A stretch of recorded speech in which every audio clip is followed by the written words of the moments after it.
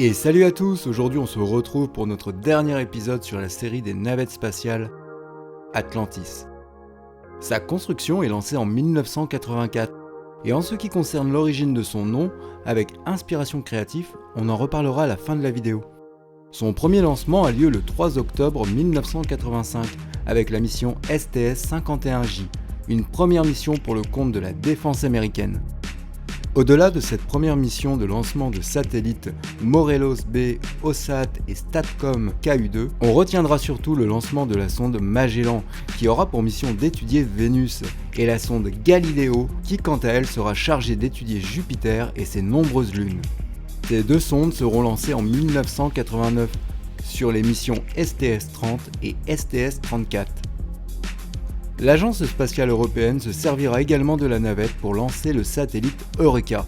À son bord, il comprendra une quinzaine d'expériences dont celui d'une étude sur les micrométéorites. Ce satellite sera ramené sur Terre à bord de la navette Endeavour en 1993 avec la mission STS-57. Nous sommes le 29 juin 1995, une date importante et qui restera gravée dans la coopération américaine et soviétique. Avec la mission STS-71, Atlantis réalise le premier arrimage avec la station Mir. Le 19 mai 2000, Atlantis commencera sa dernière mission, celle d'assembler la nouvelle station spatiale internationale que vous connaissez tous aujourd'hui sous le nom de ISS. Pendant plus de 11 ans, elle effectuera pas moins de 12 missions sur l'ISS. Elle fera quand même une exception le 11 mai 2009 avec STS-125 pour une mission de réparation et d'amélioration du télescope Hubble, qui fait beaucoup parler de lui en ce moment. Depuis quelques temps, le télescope montre des signes de fatigue, et qui est tout à fait normal. Il faut rappeler que depuis l'arrêt du programme des navettes spatiales, aucun moyen n'a été mis en œuvre pour continuer les réparations et les missions d'entretien. Mais rappelez-vous qu'il sera très vite remplacé par le nouveau télescope James Webb qui devrait décoller si aucun retard n'est encore à déplorer d'ici la fin de l'année 2021. Nous sommes le 8 juillet 2011 avec la mission STS-135, une date symbolique et qui restera dans les mémoires de tous les passionnés, le dernier décollage de la navette spatiale. Elle s'envolera pour une dernière mission en direction de la Station Spatiale Internationale.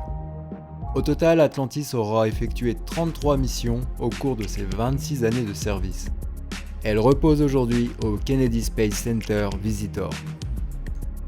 Le programme des navettes s'arrêtera, mais il restera néanmoins gravé dans les mémoires comme l'une des plus folles aventures de la conquête spatiale. On aura réalisé un vaisseau digne des plus grands films de science-fiction pour l'époque. Il ne faut pas oublier que sans le programme des navettes spatiales, la Station Spatiale Internationale n'aurait jamais pu être construite.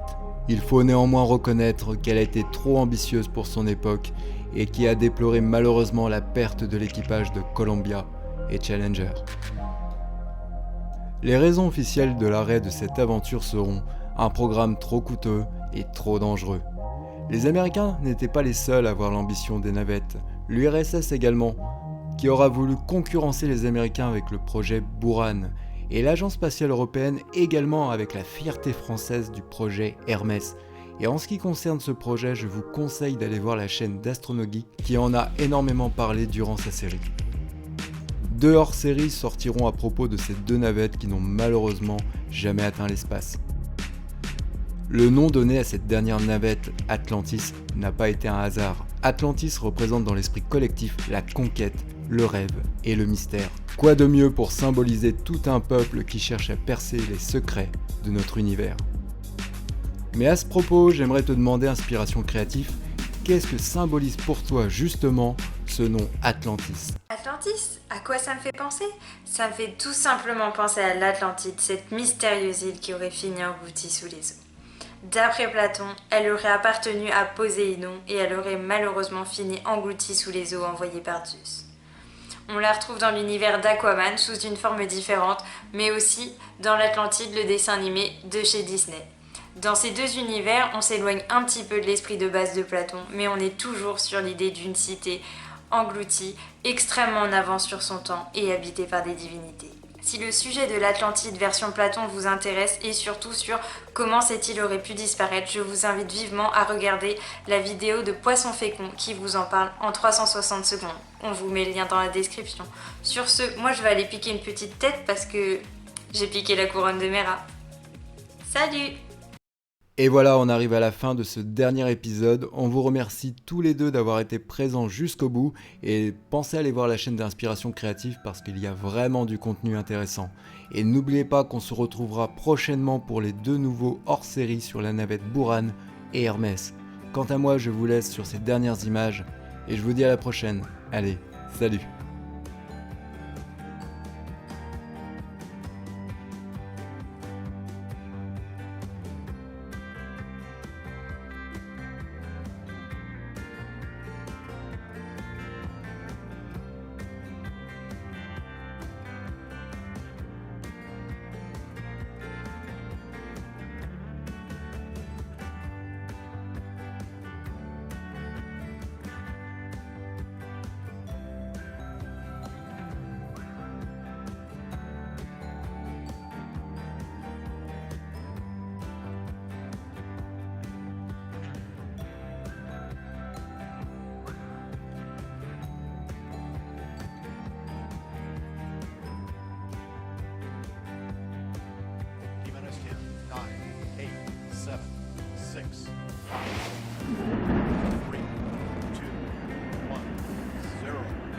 Liftoff of Space Shuttle Atlantis, on mission to build, resupply, and to do research on the International Space Station.